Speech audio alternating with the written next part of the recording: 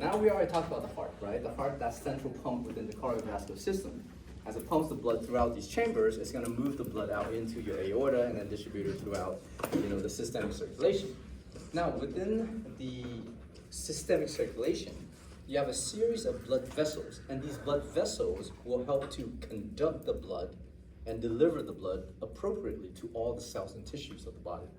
So therefore, the entirety of your blood volume, the vast majority of that blood volume is contained within the systemic circulation. So imagine if you have 100% blood volume, 84% of your total amount of blood is found within your systemic circulation. 16% of it is found inside the heart or circulating through the pulmonary circulation. Okay? So it's a big disparity between the volume of blood that is found throughout your body all the time, circulating throughout different types of circulatory system. Okay? So as far as the blood vessels that carry this blood throughout your whole body, we can break it down into 3 different types of vessels. So we have the arteries,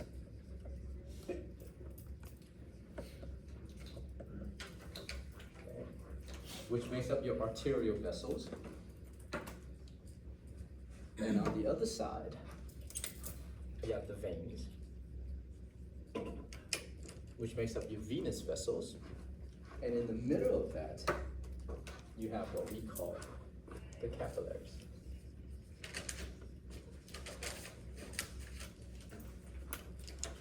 So essentially, blood is going to be pumped into the arteries, then blood is going to be deposited into the capillaries, and from the capillaries, blood returns back in the veins, and through the veins, blood returns back to the heart. Okay? So arteries to capillaries to veins. Okay. Now, keep in mind that imagine if these structures, these vessels, are part of your systemic circulation, then the amount of blood contained within these sets of vessels accounts for 84% of your total blood volume. Okay? So imagine if this is in your systemic circulation.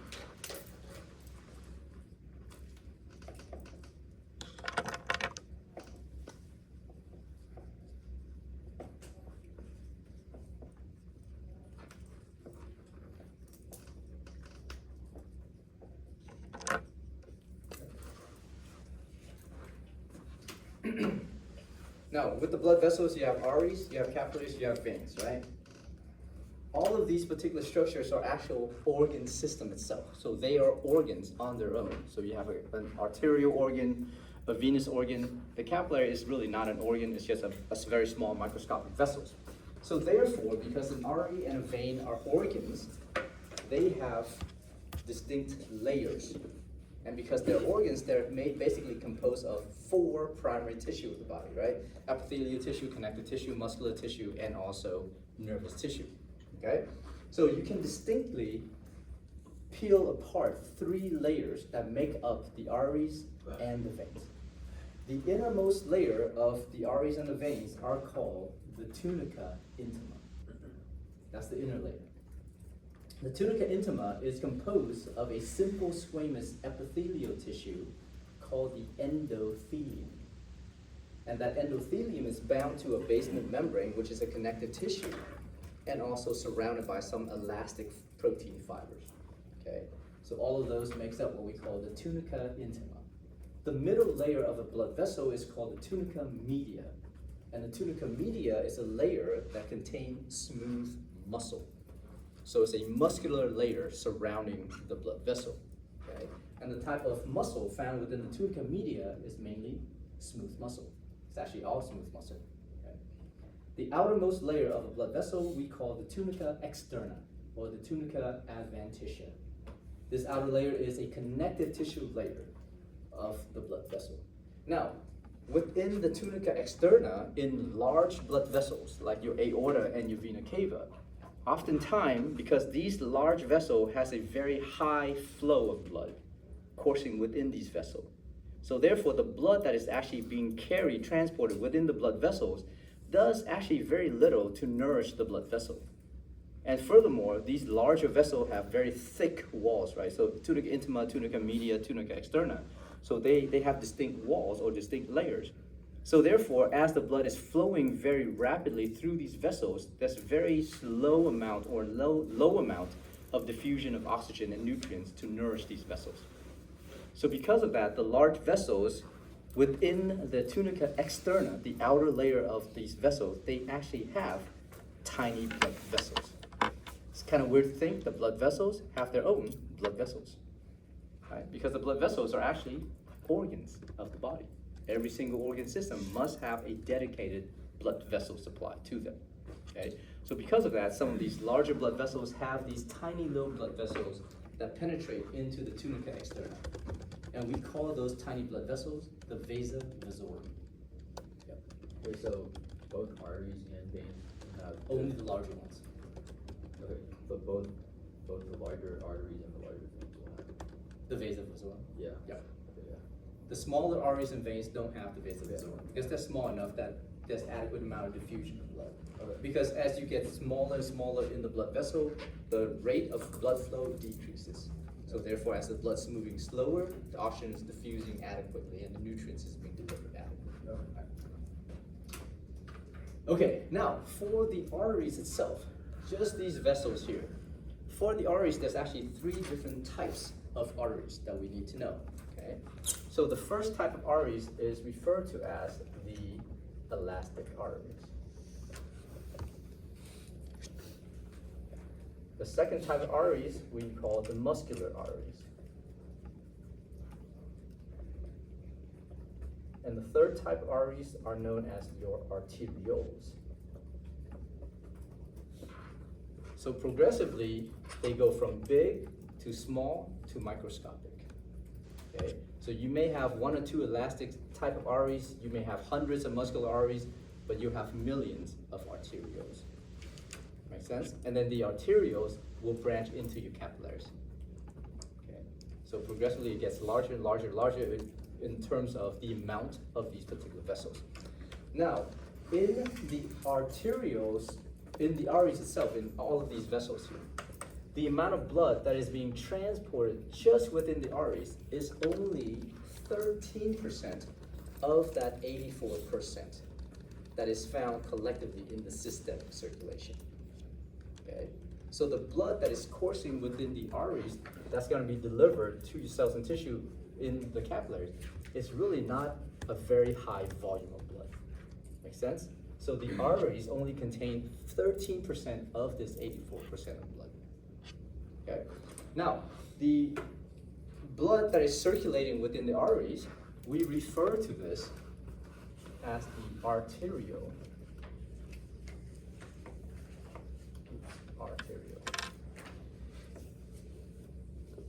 circulation. Makes sense?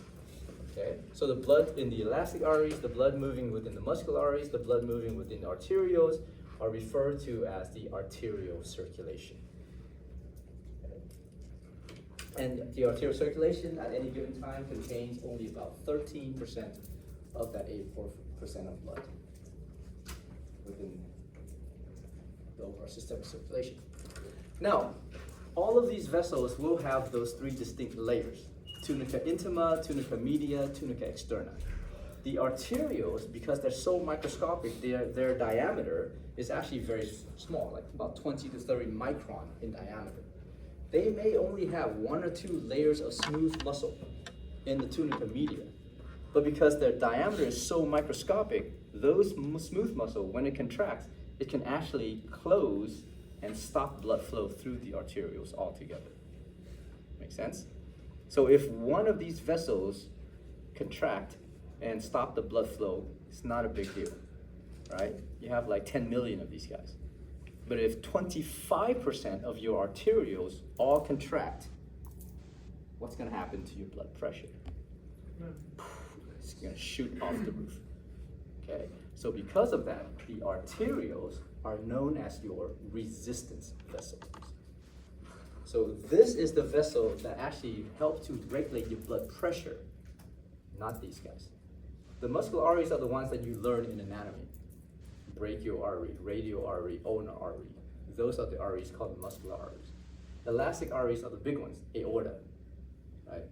That's a primary elastic arteries. Arterioles, we don't even learn about in anatomy because they're so small.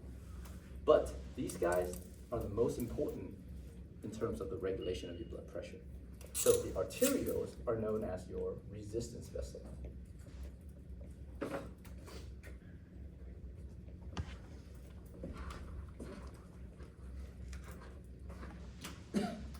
All right, as far as capillaries goes, the capillaries are microscopic vessels that only have just the inner layer. They actually don't even have the tunica intima. They only have that simple squamous endothelial layer bound to a basement membrane. Okay? And the diameter is super, super microscopic. The largest one is about 10 micron in diameter. Okay? So the amount of blood that you find flowing within all the capillaries accounts for only 7% of that 84%. Now, the movement of blood within the capillaries is referred to as the microcirculation.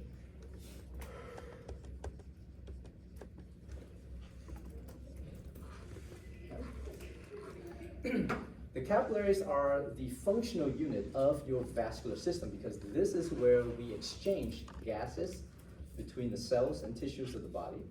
So within these capillaries, you're going to have a high amount of oxygen that you deliver to the cells and tissues.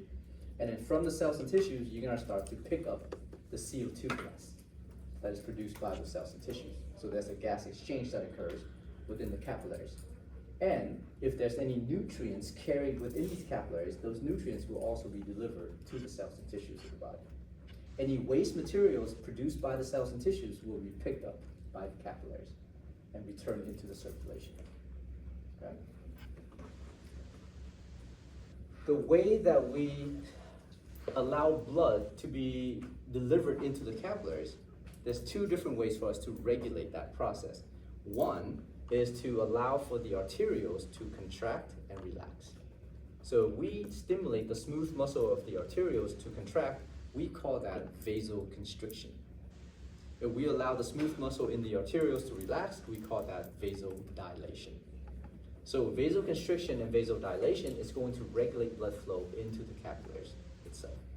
Now, within the capillaries, because once a capillary is formed, it forms a whole network that really intimately wrap around every single cells and tissues of the body. So therefore, to allow blood to move into this network of capillaries, there are smooth muscle bands that exist right at the entrance of the capillary system. And those are called your precapillary sphincters. So if you allow for blood to move into the capillaries, then you need to relax these precapillary sphincters. If you contract the precapillary sphincters, then you will cut off blood flow into the capillaries and you will divert the blood directly into the veins. Make sense? So here's the capillary system, here's the microcirculation. Imagine this is your arteriole, okay? This is your capillary system. This is the venules, which is a small veins on the other side. So as blood is being diverted or blood is being carried in the arteriole, if you want blood to enter this capillary system, you need to relax the smooth muscle enough to allow blood to move into this structure. There's a vessel that branches directly off your arterioles. We call that the metarteriole. Now, in this structure, you see a bunch of capillary vessels projecting outward. Right at the entrance of the capillaries, you have these smooth muscle bands we call the precapillary sphincters. So therefore, these smooth muscle must also relax enough so blood can move into the capillaries. Does that make sense? So there's two different ways for us to regulate the blood flow into a capillary system. Okay? Now note that the precapillary sphincters are only located on one side of the blood vessel of the capillary system and not on the other side. Because blood flow is unidirectional, it's only one direction. So therefore, blood will always flow from the arterioles into the capillaries, and then from the capillaries into the venules, which are the small veins. So you see the arrows, only in one direction. Okay? It doesn't flow in the opposite direction. Okay, so the sphincters are like smooth muscles, right? Mm-hmm. they contract to get smaller. They contract, the vessel gets smaller because they surround the vessel. Now, for the capillaries, there's three different types of capillaries. The first one is called a continuous capillary.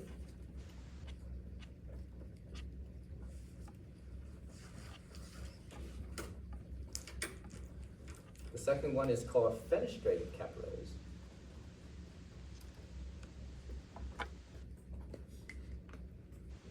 And the third type is known as the sinusoidal capillaries.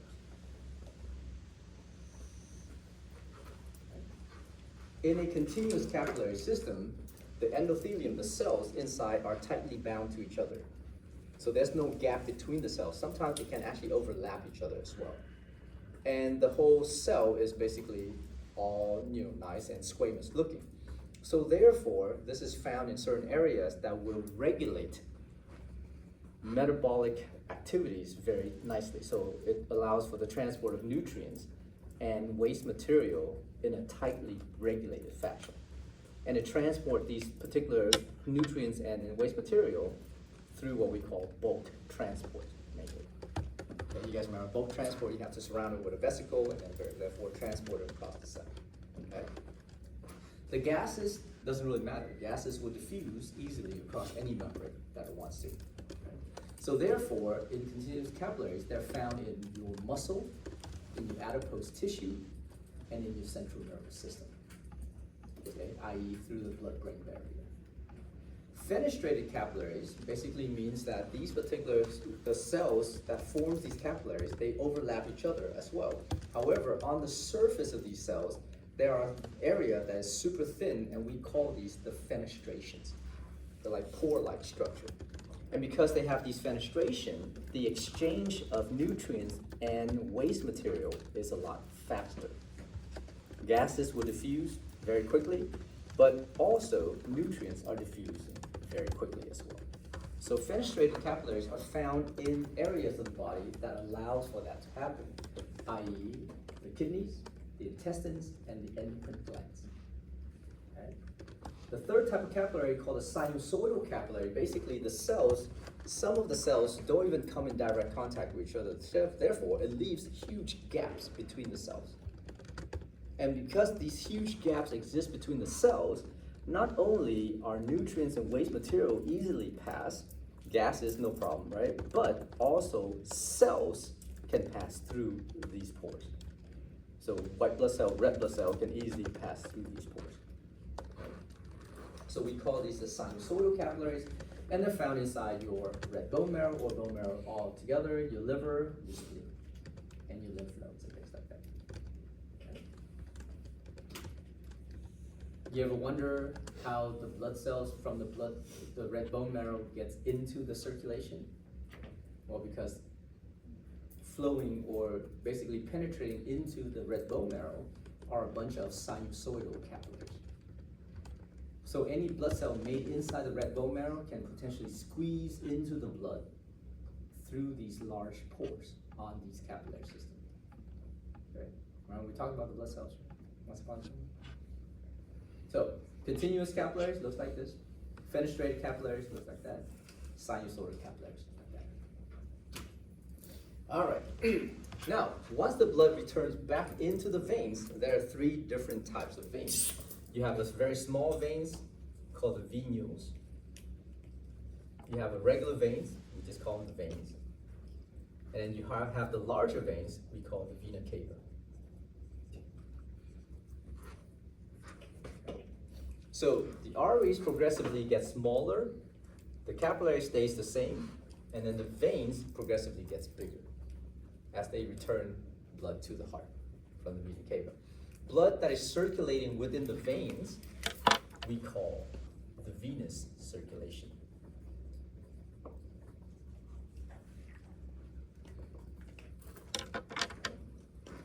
Now, the amount of blood that is stored collectively inside your veins is 64% of the 84% of blood that is in your entire systemic circulation. So the vast majority of that blood volume that is found within your systemic circulation are actually stored inside your veins.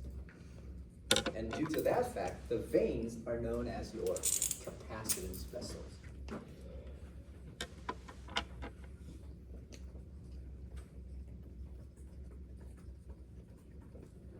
These things act as a blood reservoir.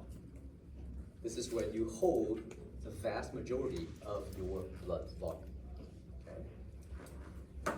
Now, another thing to think about is that the pressure inside the arteries is significantly higher than the pressures inside the veins. So the pressure inside the arteries collectively is about 100 millimeters of mercury. The pressure inside the vein, you can measure it, is only about like 2 to 10 millimeters of mercury. So big difference in pressure. So if you have a very high pressure here and a very low pressure here, blood will always move from high pressure to low pressure, and not the other way around. Okay? And what creates the high pressure in the arterial circulation? The heart, for one, and a huge amount of smooth muscle within the tunica media of all of these vessels. So because the arteries have a lot more of that smooth muscle compared to the veins, it has more tension, right? And because of that, they can't dilate that well to hold blood. And that's why the arteries only contain about, 11% or something like that, a very small percentage, or 13% of the 84% of blood. Whereas the veins, because it doesn't have a lot of smooth muscle, it can actually expand and hold a lot of blood. So therefore, the veins collectively contain 64% of that 84% of blood volume. Okay. All right, now if the veins don't have a lot of tension, don't have a lot of pressure, how do you get the blood from the veins to go back into the heart? Well, there are three main mechanisms for that. One is called a muscular pump, and this muscular pump is due to your skeletal muscle activities. Because imagine your skeletal muscle that covers your body, right? Attaching bones to bone. Between the skeletal muscles are a bunch of veins. So when you contract your skeletal muscle, it compresses onto the veins. And if you compress on the vein, you're gonna shoot blood in both directions. Make sense? If you shoot blood in both directions, how do you get the blood to move back to the heart more so than back toward wherever it came from? So if you take a tube, right? You fill that tube with water and you squeeze right in the middle of that tube. Where's that water going to be displaced? In both directions. But let's say if this direction is moving back to the heart and this direction is moving back into the capillaries, you don't want that blood to move back into the capillaries. You want that blood to move into the heart. So to aid in that movement, in that one directional movement, you have built into the veins a bunch of one-way valve called the venous valves. So the venous valves will open to allow blood to move progressively back to the heart. And it will close to prevent blood from moving back toward the capillaries. Okay, so when you squeeze right in the middle of that vein, the valve that is distal to where this squeezing is, this contraction is, will open. This allows for blood to move in that direction. The valve that is on this side of that contraction will close to prevent blood from moving backward. Okay, so those two work together. The skeletal muscle pump and the venous valves work together. If the venous valves don't work and the pump still works, what's going to happen to your blood? It goes both ways. What happens to the patient when the venous valves don't work? Skeletal muscle will always work. But what happens when the valves fail and the blood shoots back? What do you see in the patient? Because the patient will present with some kind of physical sign of that happening. Decreased amount of end-diastolic volume. Maybe. What else? Veins are. So you can have tortuous veins, sure. Right? What else do you have? What'd you say, bruising? Some degree of that, but not really. I mean, if the veins break, then yeah, you may see a little bit of bruising. But the one sign that you see is swelling. Okay? Because if you can't get all the fluid back, then the fluid moves into the capillaries. This will prevent more fluid from the arterioles to come in. And because the pressure inside the capillary starts to build, the fluid starts to leak out of the vessel into the space around that area. And the space around the area now is gonna swell up because you have volume being deposited. So therefore, you're gonna have some kind of edema happening, especially in the lower extremities, right, for these particular patients. All right, so venous valves, skeletal muscle pump works very, very well in the veins to move the blood back to the heart. Another thing you can do is to breathe. When you inhale, you decrease the pressure inside your lungs. And because the heart is also in the thoracic cavity, this causes a negative effect. So therefore, as you inhale, this allows for blood to be pulled back to the heart faster. Okay? And when you exhale, this increases the pressure inside your lungs and therefore causes the heart to eject the blood better. Okay? So during the exhalation, blood returning to the heart is decreased. During the inhalation, blood returning to the heart is increased. Make sense? Okay. All right.